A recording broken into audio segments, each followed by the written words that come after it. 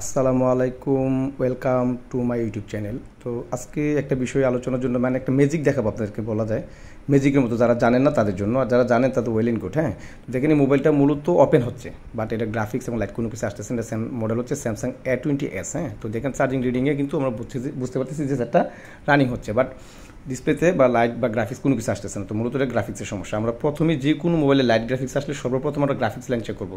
যদি এরকম কোনো মোবাইল আসে যে ডিসপ্লেতে কোনো কিছু আসে না, প্রথম চেক করবো গ্রাফিক্স, দেন আমরা লাইট। যে গ্রাফিক্স আসে কিনা আগে এটা চেক করতে হবে। হ্যাঁ, তো আমরা প্রথমে গ্রাফিক্স লাইন চেক করবো অবশ্যই, যেহেতু এটা সমস্যাই গ্রাফিক্স, এটা লাইটিংয়ে না। লাইটিংয়ের ভিডিও অনেকগুলো আছে। তো দেখেন আমরা প্রথমে কী করবো, আমাদের যে মিপি লাইনগুলো আছে যদি সিপিইউ থেকে কানেক্টেড, এই প্রত্যেকটা লাইন আমাদের ওকে আছে কিনা সবগুলোকে চেক করবো। এরপর দেন আমরা তখন কী করবো, গ্রাফিক্স থেকে যে লাইনটা আসছে সেগুলো চেক করবো আমরা। তো এটার মূলত এই যে মোবাইলের গ্রাফিক্স আছে হলো PMI 632। তো PMI 632 যেই মোবাইলে ব্যবহার করছে, এই প্রত্যেকটা মোবাইলই আপনার গ্রাফিক্স সেকশন এবং লাইটিং সেকশন 100% আপনার এই PMI 632 দিয়ে থাকে। হ্যাঁ, তো কখনো কখনো আবার আলাদাও আছে। গ্রাফিক্স কিন্তু এটা থাকবে, কিন্তু লাইটিংয়ের ক্ষেত্রে কখনো আলাদা হইতে পারে। কিন্তু গ্রাফিক্স 100% PMI 632 হলে গ্রাফিক্স 100% এটাতে থাকবে। হ্যাঁ, তো দেখেন এটা চার্জিংয়ের সাথে গ্রাফিক্স কানেক্ট করছে একসাথে। হ্যাঁ, চার্জিং গ্রাফিক্স একসাথে।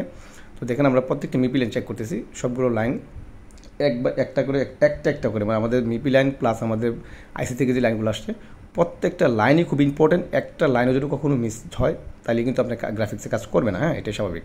তো দেখেন আমরা প্রত্যেকটা লাইন চেক করবো, দেখলাম যে আমাদের গ্রাফিক্সের যে মিপি লাইনগুলো সিপিইউ থেকে আসছে এগুলি সবগুলি মোটামুটি ঠিক আছে। হ্যাঁ, তো দেখেন এখন আমরা কী করবো, আমরা যে আইসি থেকে যে কাজগুলো লাইনগুলো আসছে এই লাইনগুলো আমরা চেক করবো। দেখেন এইগুলো গ্রাফিক্সের মিপি লাইন, আর বাকিগুলো যে দেখেন এখানে 3টা লাইন আছে, এগুলো আমরা চেক করতেছি। হ্যাঁ, তো সিপিইউ থেকে যে মিপি লাইনগুলো আসছে সবগুলো আমরা চেক করলাম এবং এই 3টা চেক করতেছি। দেখেন এখানেও এই 3টা লাইনও ঠিক আছে। হ্যাঁ, তো দেখেন আমরা উপরে ওই প্রান্তে চলে যাবো, উপরে দেখবো। উপরে আমাদের যে BSN যে লাইনটা দেখেন, এখানে একটা লাইনে প্রবলেম বলে মনে হচ্ছে। দেখেন এটা BSN হবে সম্ভবত।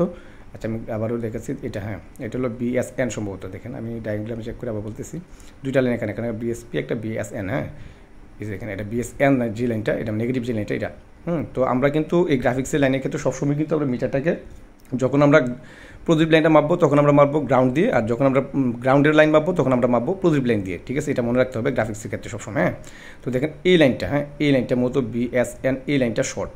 দেখেন এখানে সরাসরি কি আসছে, একটা রেজিস্টার হইয়া সরাসরি ক্যাপাসিটি হইয়া সরাসরি আইসিতে চলে গেছে। হ্যাঁ, তো যেহেতু এটা রেজিস্টার হইয়া এবং ক্যাপাসিটি আসছে, তো এখানে মাপ দিয়ে দেখবেন যে আমরা এখানে শর্ট পাবেন অবশ্যই, যেহেতু এই লাইনটা এখন থেকে আসছে। তো আমরা দেখেন এখানে আবার প্রয়োজন আমরা মিটার প্রপার চেঞ্জ করে আবার দেখতেছি। হ্যাঁ, মিটার প্রপার চেঞ্জ করে দিলাম, দেখেন চেঞ্জ করে দেখলাম না একই। হ্যাঁ, 0.9 আসতেছে, মানে এটা শর্ট এই লাইনটা। হ্যাঁ, তো দেখেন আমরা এখানে একটা টোটালি একটা ম্যাজিকের মতো কাজ হবে। কেন বলছি, এখানে কিচ্ছু কাজ করবো না, জাস্ট আমরা পাওয়ার সাপ্লাইয়ের মাধ্যমে শুধু ভোল্টেজ দেবো, সেট 100% ওকে হয়ে যাবে। দেখবেন একবার না তো কি দেবেন কীভাবে দেখেন আমি বলি, আমার বিস্তারিত জিনিসটা আবার দেখেন। আমি আবারও BSN যে লাইনটা এটা আমরা চেক করলাম, প্রপ ঘুরাইয়া দিলাম। হ্যাঁ, 2টা প্রপ দিয়ে আমরা চেক করছি। তো দেখেন 0.9 আসতেছে, মানে যেহেতু শর্ট, এটা শর্ট যেভাবে মাপে শর্টই দেখাবে। ঠিক আছে, এটা কোনো ব্যাপার না, শর্ট। তো এখন আমরা দেখেন এখানে কী করবো, আমরা জাস্ট পাওয়ার সাপ্লাইয়ের 4.2 রাখবো বডি, যেহেতু এটা 0.5 ভোল্টের লাইন কিন্তু। হ্যাঁ, -5 ভোল্ট একটা, +5 ভোল্ট একটা। তো আমাদের -5 ভোল্টের লাইনটা কিন্তু শর্ট হচ্ছে, তো আমরা 4.2 রাখবো, যেহেতু -5 ভোল্টের লাইন, এক্ষেত্রে আমরা 4.2 রাখলেও কোনো সমস্যা নেই। হ্যাঁ, আর এম্পিয়ার 5 থাকবে। তো দেখেন আমরা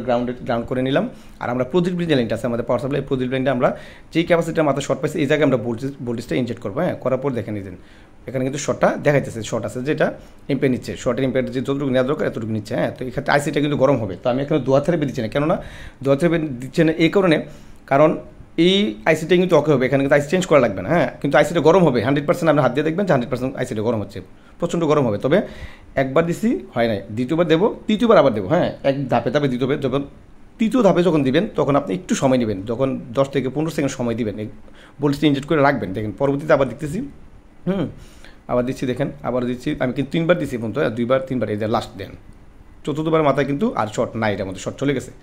দেখেন শর্টটা সরাসরি এখান থেকে এমপিটা ক্লোজ হয়ে গেছে, মানে শর্টটা চলে গেছে। এখন আমরা মোবাইলটা ডাইরেক্ট ফিটিং করবো। হ্যাঁ, কমপ্লিটলি ফিটিং করে দেখবো যে আমাদের মোবাইলটা ওকে হয়েছে কিনা। আসলে এই কাজগুলো আমি এর আগে ইতিপূর্বে অনেকগুলো কাজ করছি। এখানে কী হয়, ভোল্টেজটা দেওয়ার পরে এখানে যে শর্টটা ছিল, দেখেন আইসির মধ্যে যে বলটা শর্ট ছিল, এই বলটা কী হয়েছে, নিজে এটা ছেড়ে দিচ্ছে শর্টটা। ঠিক আছে, মানে অটোমেটিকলি সেটটা আইসিটা গরম হওয়ার কারণে বদলতে আপনার সাথে শর্টটা চলে গেছে। হ্যাঁ, তো এই A20s এই মোবাইলের এই সমস্যাটা আমি ইতিপূর্বে অনেকগুলো কাজ করছি। দেখেন আমাদের মোবাইল কিন্তু চার্জিংয়ের লোগো চলে আসছে অলরেডি।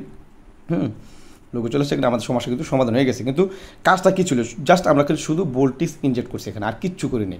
শুধু আমাদের যে বিএসএন যে লাইনটা সেটা শর্ট ছিল, এখানে আমরা শুধু ভোল্টেজ ইনজেক্ট করার পর আমাদের কাজটা কিন্তু কমপ্লিটলি ডান হয়ে গেছে। হ্যাঁ, তো দেখেন আমি আবার দেখাচ্ছি, দেখেন যে লাইনটা সমস্যা ছিল আমাদের, হ্যাঁ এই দেখেন এই লাইনটা কিন্তু আমাদের সমস্যা ছিল এখানে। হ্যাঁ দেখেন আমরা যদি জাস্ট এই ক্যাপাসিটির মাথায় ভোল্টেজ, এই রেজিস্টার আছে, রেজিস্টার পর আমরা ক্যাপাসিটার গেছে, তো আমরা ক্যাপাসিটার মাথায় শুধু ভোল্টেজ ইনজেক্ট করার কারণে আমাদের ভিতরে যে লিকেজ শর্ট ছিল, যেটা এটা মূলত বলা যায় লিকেজ শর্ট বলা যায়। হ্যাঁ লিকেজ শর্টটা কিন্তু অটোমেটিকলি সাইড দিচ্ছে শর্টটা। হ্যাঁ তো দেখলাম মোবাইলটা কিন্তু কমপ্লিটলি ডান হয়ে গেছে, মানে কমপ্লিটলি মোবাইল ওকে হয়ে গেছে। এই ক্ষেত্রে আমরা অনেকে আছে আইসি চেঞ্জ করতে হবে, এই করবে এই করবে না, আপনি আমার যেই নিয়ম আমি বলি, কারেন্ট চলে গেছে অবশ্য, তো যে নিয়মে বলি আমার এই নিয়মে যদি কাজ করে আপনি যেই কোনো কাজে আপনি করতে পারবেন, আইসি লেভেলের যত অ্যাডভান্স লেভেলের কাজই বলেন না কেন আপনি সব কাজে করতে পারবেন।